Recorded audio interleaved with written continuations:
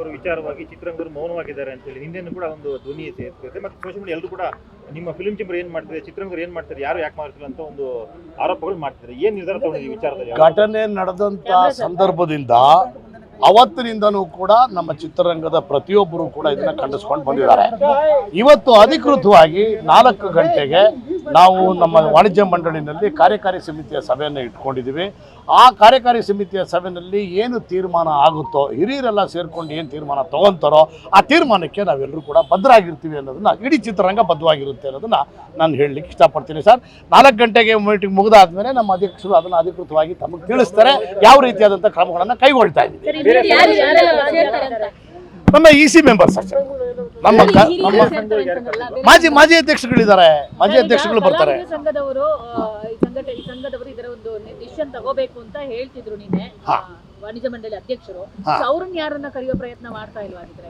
ಕಲಾವಿದರ ಸಂಘದ ಕಾರ್ಯದರ್ಶಿಗಳು ಕೂಡ ನಮ್ಮ ಕಾರ್ಯಕಾರಿ ಸಮಿತಿಯ ಸದಸ್ಯರಾಗಿರೋದ್ರಿಂದ ಅವರು ಅಕಸ್ಮಾತ್ ಭಾಗವಹಿಸಿದ್ದೇ ನಿಜ ಆದರೆ ಇಲ್ಲಿ ಏನು ತೀರ್ಮಾನ ಆಗುತ್ತೋ ಆ ತೀರ್ಮಾನವನ್ನು ಅವರು ಕಲಾವಿದರ ಸಂಘದಲ್ಲಿ ಮಂಡಿಸಿ ಅಲ್ಲಿ ಅವರು ಆ ತೀರ್ಮಾನಕ್ಕೆ ಬರ್ತಾರೆ. ಮೇಡಮ್ ಸರ್, ಕಲಾವಿದರ ಸಂಘದ ಯಾರು ನಿಮ್ಮನ್ನು ಸಂಪರ್ಕ ಮಾಡಿದ್ರೆ ಹೇಗೆ ಏನು ಮಾಡ್ಬೋದು ಅಂತ ಹೇಳಿ? ನಮ್ಮ ಅಧ್ಯಕ್ಷರನ್ನ ಸಂಪರ್ಕ ಮಾಡಿದ್ದಾರೆ, ನಮ್ಮ ರಾಕ್ಲೈನ್ ವೆಂಕಟೇಶ್ ಅವರು ಮತ್ತು ದೊಡ್ಡಣ್ಣ ಅವರು.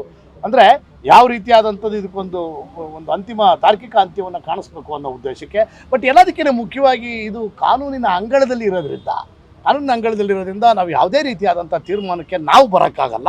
ಒಟ್ಟಾರೆ ಚಿತ್ರರಂಗ ಮತ್ತು ಕಾರ್ಯಕಾರಿ ಸಮಿತಿಯ ಸಭೆ ಏನು ತೀರ್ಮಾನ ತಗೊಳ್ಳುತ್ತೋ ಅದಕ್ಕೆಲ್ಲರೂ ಕೂಡ ಬದ್ಧರಾಗಿರಬೇಕಾಗ್ತದೆ, ಎಲ್ಲ ಅಂಗ ಸಂಸ್ಥೆಯವರು ಕೂಡ. ನೀವು ಭಾಗಿಯಾಗ್ತೀರಾ ಸಂಜೆ ಸಭೆಗೆ? ಆಗಲೇಬೇಕು ಸರ್, ನಾನೊಬ್ಬ ಅಲ್ಲಿ ಕಾರ್ಯಕಾರಿ ಸಮಿತಿ ಸದಸ್ಯನೂ ಕೂಡ ಹೌದು. ಸರ್, ಈಗ ಒಂದು ಬ್ಯಾನ್ ಮಾಡಬೇಕಾ ಬೇಡವಾ ಅನ್ನೋ ವಿಚಾರ ಕೇಳಿ ಬರ್ತಾ ಇರುವಂತದ್ದು. ಸೊ ಈ ವಿಚಾರಕ್ಕೆ ಸಂಬಂಧಪಟ್ಟಂತೆ ಇವತ್ತಿನ ಮೀಟಿಂಗ್ ಅಲ್ಲಿ ಏನಾದರೂ ಡಿಸ್ಕಷನ್ ಆಗುತ್ತೆ? ದಯಮಾಡಿ ಮೇಡಮ್, ಯಾವುದೇ ಕಾರಣಕ್ಕೂ ಈ ಪ್ರಜಾಪ್ರಭುತ್ವದ ವ್ಯವಸ್ಥೆನಲ್ಲಿ ಬ್ಯಾನ್ ಅಂತಕ್ಕಂಥ ಪದವನ್ನು ಯಾರ ಮೇಲೆ ಬಳಸೋಕ್ಕಾಗಲ್ಲ ಮೇಡಮ್. ನಾನು ನಿನ್ನೆನೂ ಕೂಡ ಒಂದು ವಾಹಿನಿನಲ್ಲಿ ಅದನ್ನು ಹೇಳಿದ್ದೀನಿ. ಏನಪ್ಪ ಅಂದರೆ ನಾವು ಅಸಹಕಾರ ಅಂತಕ್ಕಂಥದ್ದನ್ನು ವ್ಯಕ್ತಪಡಿಸ್ಬೋದು, ಅಸಹಕಾರ ಚಳವಳಿ ಅಂತ ಮಾಡ್ಕೋಬೋದೇ ವಿನ ನಾವು ಬ್ಯಾನ್ ಅನ್ನೋ ಪದವನ್ನು ಒಬ್ಬ ವ್ಯಕ್ತಿ ಇನ್ನೊಬ್ಬ ವ್ಯಕ್ತಿಗೆ ಬ್ಯಾನ್ ಮಾಡೋ ಅವಶ್ಯಕತೆಯೂ ಇಲ್ಲ. ಆಮೇಲೆ ಪ್ರಜಾಪ್ರಭುತ್ವದ ವ್ಯವಸ್ಥೆಯಲ್ಲಿ ಅದು ಇಲ್ಲ.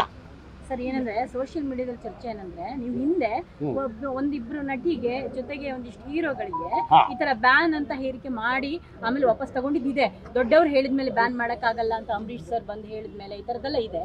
ಈ ವಿಚಾರಕ್ಕೆ ಯಾಕೆ ಈಗ ಯಾಕೆ ಅವಾಗ ಆಗಿರತಕ್ಕಂಥ ತಪ್ಪನ್ನ ತಿರುಗಿ ತಪ್ಪು ಮಾಡ್ಬೇಕಾ ಮೇಡಮ್? ಅವಾಗ ಒಂದ್ಸರಿ ಬ್ಯಾನ್ ಅಂತ ಹೇಳಿ ಅದನ್ನ ಹಿಂಪಡೆದಿದ್ದಾಗಿದೆಯಲ್ವಾ, ತಿರುಗಿ ಅದೇ ತಪ್ಪು ಮಾಡೋಕ್ಕಾಗ್ತದ? ಸೊ ಆ ತಪ್ಪುಗಳನ್ನ ನಾವು ಮಾಡಲ್ಲ. ಅದನ್ನ ಕೂಲಂಕುಷವಾಗಿ ಕ್ರಮ ಅಂದ್ರೆ ಅಸಹಕಾರ. ಕ್ರಮ ಅಂದ್ರೆ ನೀವು ಯಾವ ರೀತಿ ತಗೊಳಕ್ ಸಾಧ್ಯ? ಕ್ರಮ ತಗೊಳ್ಳೋದಕ್ಕೆ ಕಾನೂನಿದೆ, ಪೊಲೀಸ್ ಇದ್ದಾರೆ, ನ್ಯಾಯಾಲಯ ಇದೆ, ಅವ್ರು ತಗೊಂತಾರೆ ಕ್ರಮನ. ಅವ್ರು ತಗೊಂಡಾದ ಮೇಲೆ ನಾವು ಯಾವ ರೀತಿ ತಗೋಬೇಕು ಅನ್ನೋದನ್ನ ನಾವು ತೀರ್ಮಾನ ತಗೊಂಡು ಮಾಡ್ತೀವಿ. ಸರಿ, ಈಗ ಅಸಹಕಾರದ ಪ್ರಕ್ರಿಯೆ ಹೆಂಗೆ? ಏನ್ ಮಾಡಲ್ಲ? ಅಸಹಕಾರದ ಪ್ರಕ್ರಿಯೆ ನಾನು ಪರ್ಟಿಕ್ಯುಲರ್ ಆಗಿ ಒಬ್ಬರ ಬಗ್ಗೆ ಹೇಳ್ತಾ ಇಲ್ಲ ಮೇಡಮ್. ಚಿತ್ರರಂಗದಿಂದ ಅಸಹಕಾರ ಅನ್ನೋಂಥ ಇದು ಸ್ಟಾರ್ಟ್ ಆದರೆ ಅದರಲ್ಲಿ ಯಾವುದೇ ಕಾರಣಕ್ಕೂ ನಿರ್ದೇಶಕರ ಸಂಘದ ಸದಸ್ಯರುಗಳು ಅವರ ಚಿತ್ರಗಳನ್ನು ನಿರ್ದೇಶನ ಮಾಡಲ್ಲ. ನಿರ್ಮಾಪಕರ ಸಂಘ ಅಥವಾ ವಾಣಿಜ್ಯ ಮಂಡಳಿ ನಿರ್ಮಾಣ ಮಾಡತಕ್ಕಂಥ ವ್ಯಕ್ತಿಗಳಿಗೆ ನಾವು ಸಹಕಾರ ಕೊಡಲ್ಲ. ಹಾಗೆಯೇ ಕಾರ್ಮಿಕರ ಒಕ್ಕೂಟ ಒಂದು ವಾಣಿಜ್ಯ ಮಂಡಳಿ ಮಾತೃ ಸಂಸ್ಥೆ ತಗೊಳ್ತಕ್ಕಂಥ ತೀರ್ಮಾನಕ್ಕೆ ಬದ್ಧರಾಗಿರ್ತಾರೆ. ಯಾರೂ ಕೂಡ ಕಾರ್ಮಿಕ ವರ್ಗದವರು 24 ಕ್ರಾಫ್ಟ್ನವರು ಕೂಡ ಯಾರು ಅವರಿಗೆ ಸಹಕಾರ ಕೊಡಲ್ಲ, ಅವ್ರ ಸಿನಿಮಾಗಳಲ್ಲಿ ವರ್ಕ್ ಮಾಡಲ್ಲ. ಸೊ ಅಸಹಕಾರದ ಮಾನದಂಡ ಅಂದರೆ ಇದು. ಸರಿ, ಈಗ ಮುಖ್ಯವಾಗಿ ನಿರ್ಮಾಪಕರು ನಿಮ್ಮ ವಲಯದಿಂದ ನೀವೇನು ಸಿನಿಮಾಗಳನ್ನು ಮುಂದೆ ಶುರು ಮಾಡೋದಿಲ್ಲ, ಆ ಥರ ಆಗಿರುತ್ತಲ್ವಾ ಅಸಹಕಾರ? ಅದೇ ಯಾರೂ ಮಾಡಲ್ಲ. ಇವನ್ ಕಾರ್ಮಿಕರ ವರ್ಗದವರು ಕೂಡ ಕೆಲಸಗಳನ್ನ ಮಾಡಲ್ಲ. ಅದು ಏನಪ್ಪ ಅಂದರೆ ಮಾತೃ ಸಂಸ್ಥೆ ತಗೊಳ್ತಕ್ಕಂಥ ತೀರ್ಮಾನ. ಆ ಮಾತೃ ಸಂಸ್ಥೆ ತಗೊಳ್ತಕ್ಕಂಥ ತೀರ್ಮಾನಕ್ಕೆ ಪ್ರತಿಯೊಬ್ಬರು ಬದ್ಧರಾಗಿರ್ತಾರೆ. ಹೇಳಬೇಕು ಸರ್, ಹೇಳಿದೀವಿ, ಹೇಳಬೇಕು.